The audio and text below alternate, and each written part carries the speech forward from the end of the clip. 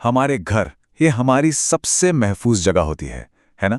यहाँ हम भरोसा करते हैं, अपनी चाबियां, अपने परिवार की देखभाल, सब कुछ उन लोगों को सौंप देते हैं जो हमारी मदद के लिए आते हैं।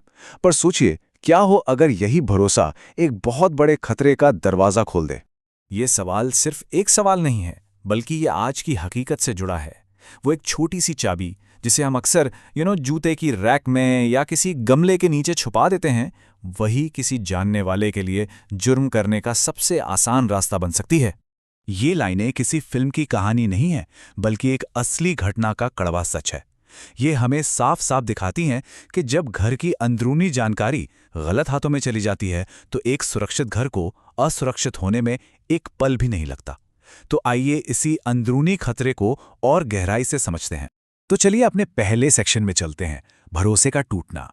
देखिए, ये सिर्फ एक घर की कहानी नहीं है।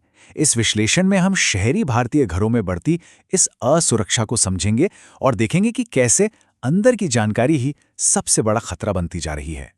अब एक अकेली घटना से हटकर जरा बड़ी तस्वीर देखते हैं। मतलब असल समस्या कितनी बड़ी है, ये जानने के लिए हमें बड़े आंकड़ों को देखना होगा। तो आइए पूरे देश की क्राइम पिक्चर पर एक नजर डालते हैं। 62,41,569। ये कोई रैंडम नंबर नहीं है। साल 2023 में भारत में इतने क्राइम्स आधिकारिक तौर पर दर्ज किए गए। ये एक बहुत बहुत बड़ा नंबर है जो बताता है कि अपराध हमारे समाज की एक कितनी गंभीर सच्चाई है। और इस डेटा में जो दिलचस्प बात है वो है इसका पैटर्न। आप देखिए, चोरी और सेंधमारी जैसे प्रॉपर्टी से जुड़े अपराध सबसे आम हैं। इसका मतलब साफ है, अपराधियों के निशाने पर सबसे ज्यादा हमारे घर और हमारी चीजें होती हैं। और इन जगहों में घुसने का सबसे आसान तरीका क्या है? अंदर की जानकारी। लेकिन देश भर के इन आंकड़ों के बीच एक शहर ऐसा है जहां अपराध की दर नेशनल एवरेज से लगभग 4 गुना ज्यादा है। तो चलिए अब अपना फोकस उस शहर पर लाते हैं जो हमारी आज की कहानी के सेंटर में है, दिल्ली। जरा इस फर्क को देखिए।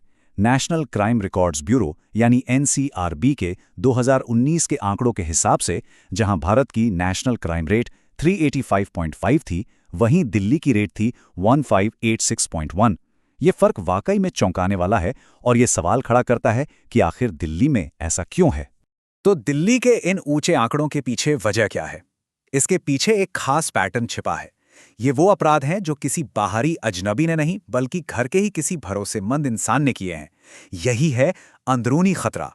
इसे और अच्छे से समझने के लिए दिल्ली में हुए हाल के 2 मामलों पर नजर डालते हैं। इन 2 केस से ये एकदम साफ हो जाएगा कि अंदरूनी खतरा सिर्फ एक शब्द नहीं, बल्कि एक हकीकत है जिसका सामना कई परिवार कर रहे हैं। इन दोनों मामलों को साथ साथ देखिए, पैटर्न बिल्कुल साफ है। दोनों में अपराधी कौन? घरेलू सहायक। दोनों ने भरोसे और घर की अंदरूनी जानकारी का इस्तेमाल किया। एक केस में 25 लाख की लूट हुई तो दूसरे में एक युवती की जान चली गई।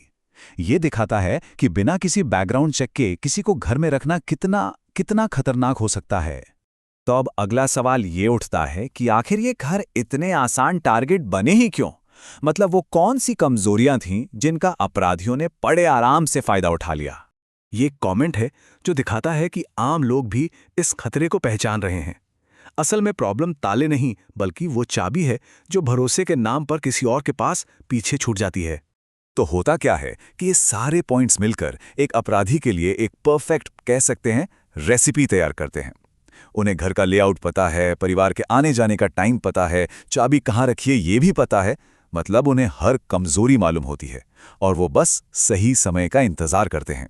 तो अब जब हम इस खतरे को समझ चुके हैं तो सबसे जरूरी सवाल यह है कि अपने घरों को, अपनी सबसे सेफ जगह को सुरक्षित कैसे बनाएं। अच्छी खबर यह है कि इसके लिए कुछ बहुत ही प्रैक्टिकल और असरदार तरीके मौजूद हैं। इसका सबसे पहला और सबसे जरूरी कदम है वेरिफिकेशन, यानी सत्यापन। देखिए, ये सिर्फ एक फॉर्म भरने की प्रक्रिया नहीं है, बल्कि ये पक्का करने का एक तरीका है कि जिस इंसान को हम अपने घर में ला रहे हैं वो भरोसे के लायक है भी या नहीं। और हाँ, ये प्रक्रिया देखने में शायद थोड़ी लंबी लगे, लेकिन असल में ये बहुत सीधी और सरल है। खासकर आज के डिजिटल दौर में ये और भी आसान हो गया है। ये कुछ मिनटों का काम किसी भी परिवार को भविष्य के बहुत बड़े खतरों से बचा सकता है।